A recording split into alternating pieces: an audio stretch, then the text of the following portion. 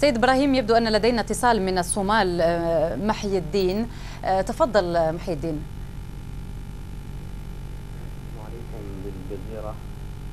وعليكم السلام، تفضل. عندي رسالة للشعب الحبيب الأوغادين.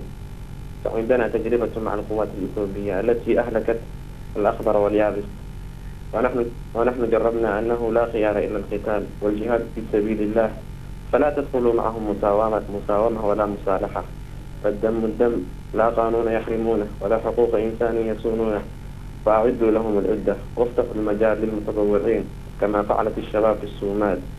ومع السلامة. شكرا لك محي الدين، حدثنا من الصومال. معنا عطلة السيناوي من السعودية، تفضل عطلة. السلام عليكم. وعليكم السلام.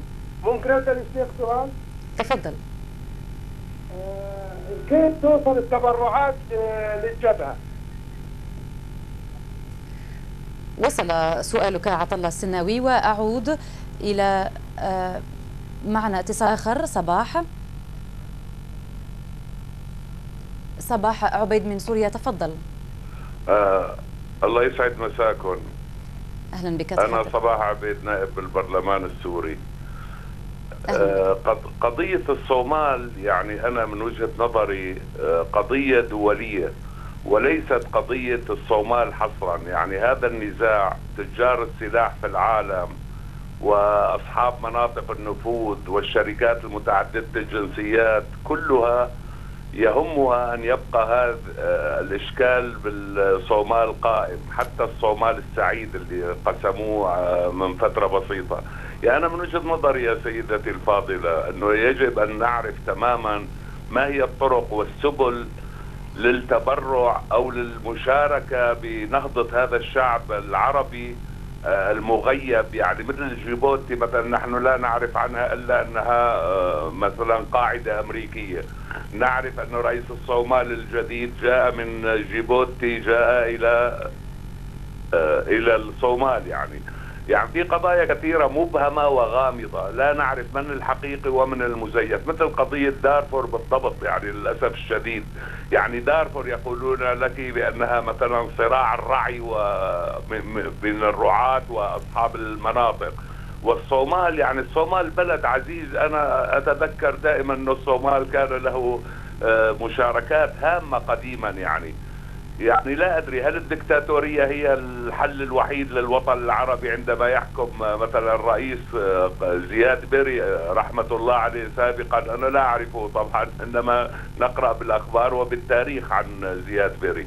يعني نريد كلاما واضحا من سماحة الشيخ أنه ما هو الحل، ما هو السبيل لتوحيد هذا الشعب المتفكك الخاضع للعصابات والخاضع للتهريب والخاضع سنتوجه سيد صباح بهذا السؤال مباشرة إلى ضيفنا إبراهيم محمد حسين. قبل ذلك معنا عبد الرحمن عمر من الصومال. شكرا لك صباح عبيد. ومعنا عبد الرحمن عمر من الصومال، تفضل. أنا من السعودية أختي. أنا بسأل الشيخ إنه نقدر نأخذ اليوم كما هو الواقع جبهة التحرير الصومال الغربي. الأرض مش أرض الأوغادين، نسميه الصومال الغربي. نعم. هذا هو السؤال، هذا ناخذ الصومالي الغربي كاملا لأنها مناطق واسعة. وثانيا الأثيوبي جيش الجبان الذي علمت الإمام أحمد إبراهيم عثمان أحمد جري اللي علمها أن تأكل حتى اليوم هذا اللحم الني، لأنه لا يقدر يشغل النور أو يولع النار لكي يشوي أو يطبخ اللحم. حتى هذا اليوم يأكلون اللحم الني بسبب الخوف من الصوماليين. نعم. وإن كان عندنا القائد صحيح حقيقي، الشعب الصومال أقوى من الشعوب. نعم. العالم أكثرهم إذا واجهوا بالحرب بجد. فكرتك واضحة عبد الرحمن عمر. معنا جمال عبد العزيز من الكويت، تفضل جمال. السلام عليكم. وعليكم السلام.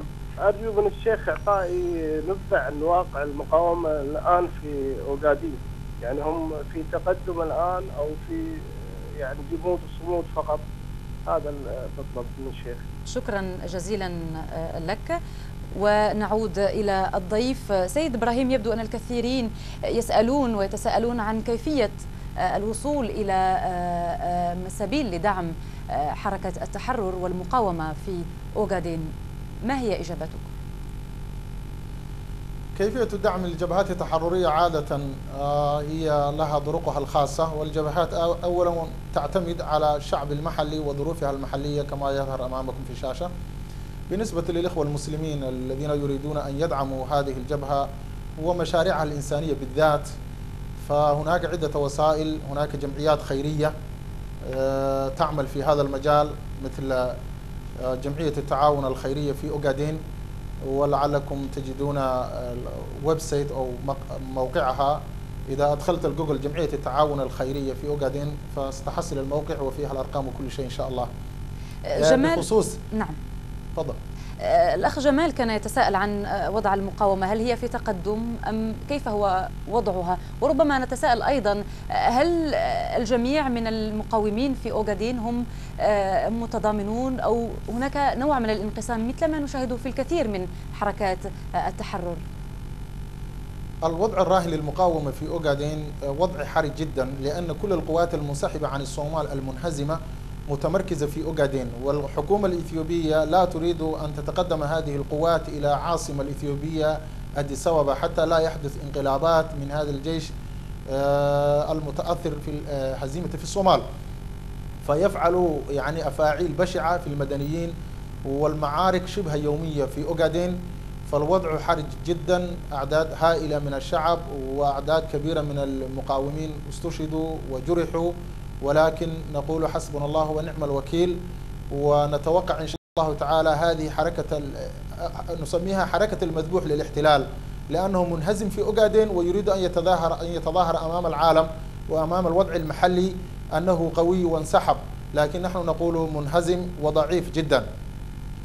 طيب، وما هي علاقتكم بالصومال حاليا في ضوء المستجدات التي نشهدها على ساحتين السياسية وحتى الميدانية؟ الصومال نحن منهم وهم منا، شعبنا أمتنا بلدنا. فالشعب الصومالي شعب واحد لكن قسم إلى أجزاء ووضع بينه عراقيل وحدود وهمية. فعلاقتنا علاقة الأخ المسلم بالمسلم والصومالي بالصومالي، فنحن لغة وبشرة وعرقا وجغرافيا نحن شعب واحد، ونتمنى أن يرفع هذه القيود الوضعية إن شاء الله تعالى قريبا إن شاء الله تعالى. هل تتلقون أي دعم من الصومال؟